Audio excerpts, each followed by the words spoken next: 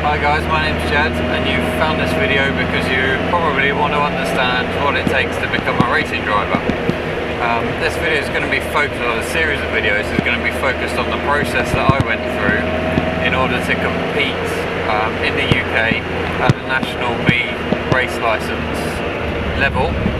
I've entered this year, my first year of motorsport, in the Sprint Championship down in the southeast with my local car club, the FDMC, and I want to just run you through the process of how you become or get started in racing from my perspective. When I first looked at entering some competition, I couldn't find anyone that had detailed this process, so if this helps you then great, and I plan to make a number of videos as I carry on through the process. From buying the equipment to my first events to clubs I'm going to join and a whole load of things that I haven't yet discovered or worked out I need to do. So my journey started with a love of cars. I've always had a love of cars, and I needed to improve my own driver skill. I quickly realised the faster the car you get, that it doesn't make you a better driver. So first off, I joined an organisation called the Institute of Advanced Motorists, which is an incredible organisation. It's a tiny amount of money to join, and it's run by volunteers who are really focused on improving people's driving skill on the road. So I went through that. It took me about a year to get that qualification. So there's a bit of theory work, and then you tend to go once a month to your local club. We're an incredible group of guys. I joined the East Surrey Advanced Motorist Club. We'll teach you the road craft and observational powers to really make you much safer and a more progressive driver on the road. So if you haven't yet heard or joined the IAM, go in, get your name down on the list and start contributing. It's an incredible organisation. Second up, I wanted to improve my performance driving skills, so I went and signed up to an advanced driving day with Don Palmer up at Bruntingthorpe Aerodrome. Don's an incredibly skilled driver, ex-Noble test driver, and we spent the day going through what happens to the car at the edge of grip, edge of limit, what are the characteristics of how a car handles, and that was primarily done in a practical sense. So you take your own car, so you know when you're back off the airfield how that car is going to handle. So that was an incredible experience as well. So I'd put yourself onto some kind of advanced driving day, ideally with your own car.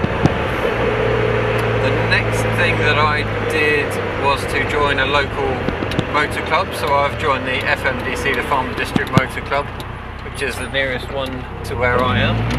That's a great organisation for grassroots motorsport. They have loads of different series, from rallying to sprints to auto solos and auto tests. So get yourself signed up to a motor club, and they've been really instrumental in helping me plan out this process and work out what it is I want to do and achieve, and what equipment I need to do it. So yeah, get yourself down to a motor club and find out what it's all about.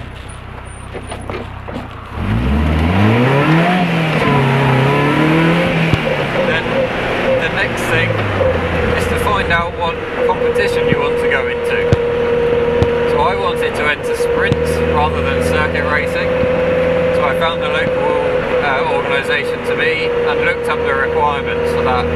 Now the one I wanted to do needed a National B race licence, so it was pretty obvious that you have to go and book an ANTS test somewhere. Now I'm in Surrey, so the nearest to me was Brands Hatch.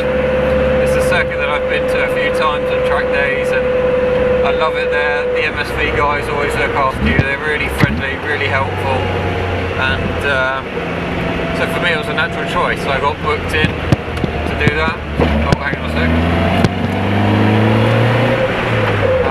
And that was a one-day course. I think you pay £100 to get the application form and the pack, in which you get a DVD, which you study. It gives you all the information you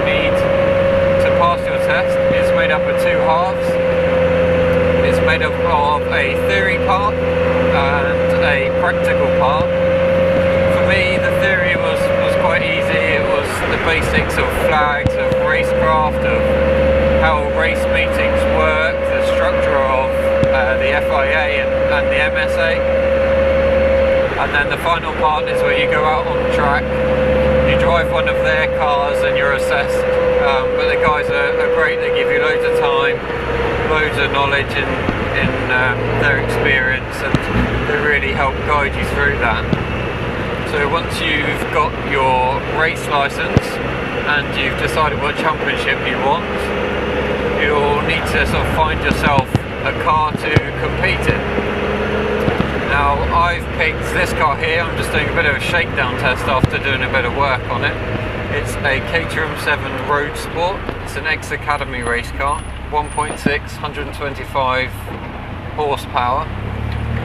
Very loud, very noisy, exactly not as noisy as that bike, but exactly what I wanted. It's a great first car for sprints and just getting started, but you can pick anything you want. It doesn't matter how much or how little it costs. It's all about getting out there, getting involved, finding something you love. One thing I found from visiting different amateur events is how friendly everyone is, how willing they are to help you.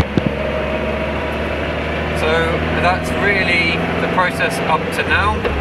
Once I have my equipment ordered, which is halfway in process, I ordered some racing stuff from Demon Tweaks, but it's come back at the wrong size. But I'll make another video when I've got all the equipment together, just to run you through all of the process I found on identifying regulations and that kind of stuff for the racing equipment.